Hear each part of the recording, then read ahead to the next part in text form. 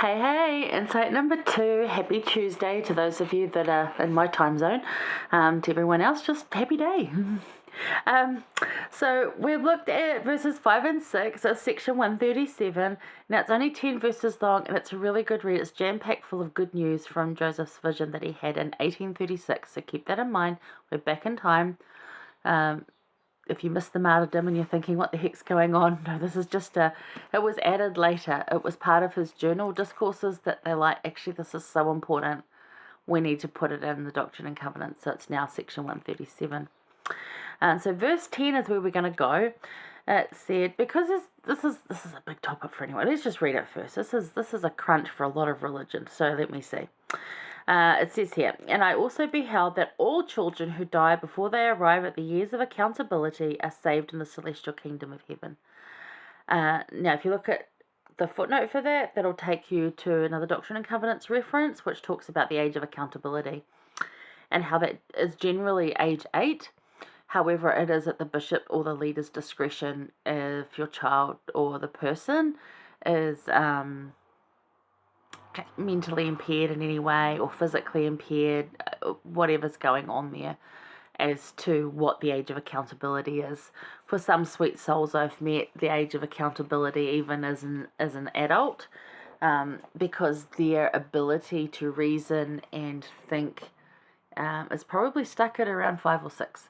So they will never reach an age of accountability. So it's not a physical aging. It's a mental aging. Make sense? I hope so. All right, anyway. So, little children are precious and treasured by God. Without question, they have a place. So, many religions believe that unbaptized babies and children go straight to hell or are lost. Now, simply not true. At my grandmother's funeral, which was a few days from now, a year ago, it was a year today that she passed away. Yes, I do record all these on the same day. You would have heard this in insight number 1. The preacher there said something very disturbing, much like he'd said at Alvin's funeral way back in the early 1800s. And my dear cousin, who was pregnant at the time and not Christian, was just, they asked me questions, and I'm so glad that her and her wife asked me questions about it, because I'm just like, this is just off. The preacher there, and I'm sure he meant well, but he was preaching about how babies are born in sin and that they need to come to Jesus and they have to do all this, and it was just their religion and what they believed, their apostolic, and it was what he was preaching.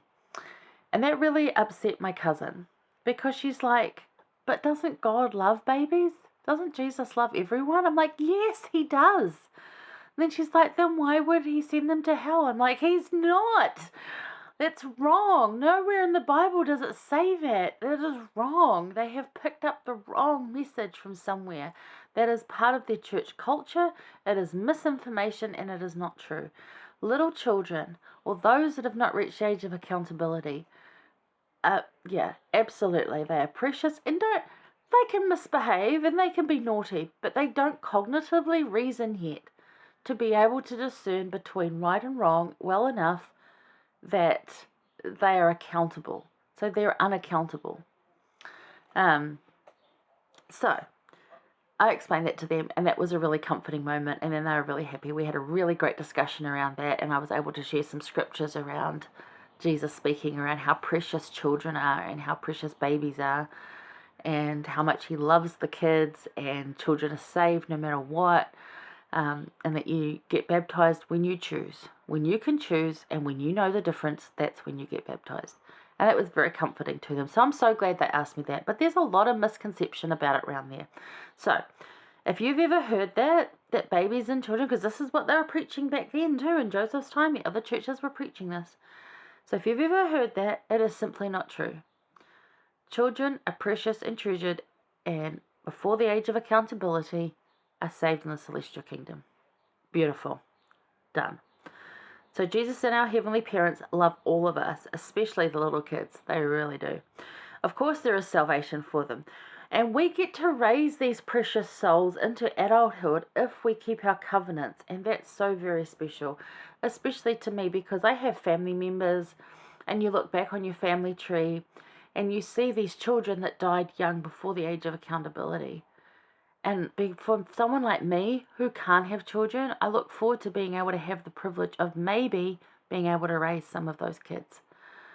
And that's why I strive to live in my covenant so much, because wouldn't it be awesome to raise family member children? It's like adopting and whānauing your family.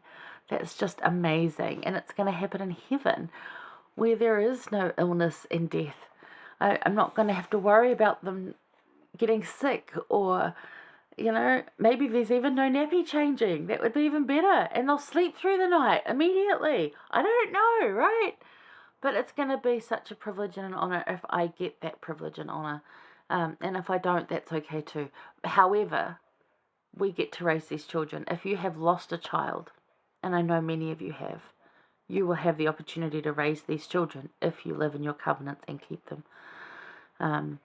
And that's such a beautiful message. And I just, that to me speaks multitudes around how much God and Heavenly Mother, Heavenly Father, Jesus Christ, and the rest of our leaders, like higher up, not local leaders, higher up. Local leaders can sway the way on their opinions. Mine are pretty good. I don't know about yours. Yeah.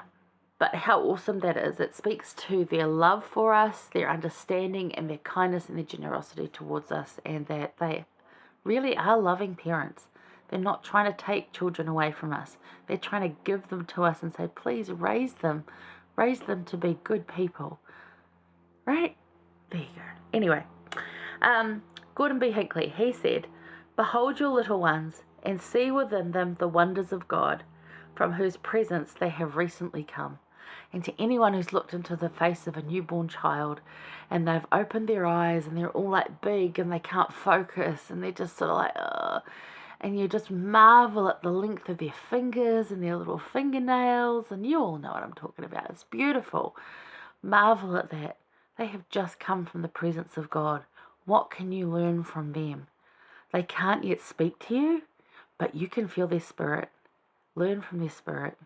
And just absorb it. It's such a special, precious moment when I get to hold my friends' newborn babies and that they so freely share with me.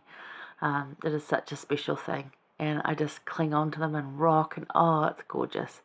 So yes, children, for the age of accountability, are beautiful, saved in the celestial kingdom. That's a message of love. It is a plan of love. Of that I know. All right. That's the end of that one. I'll see you for insight number 3.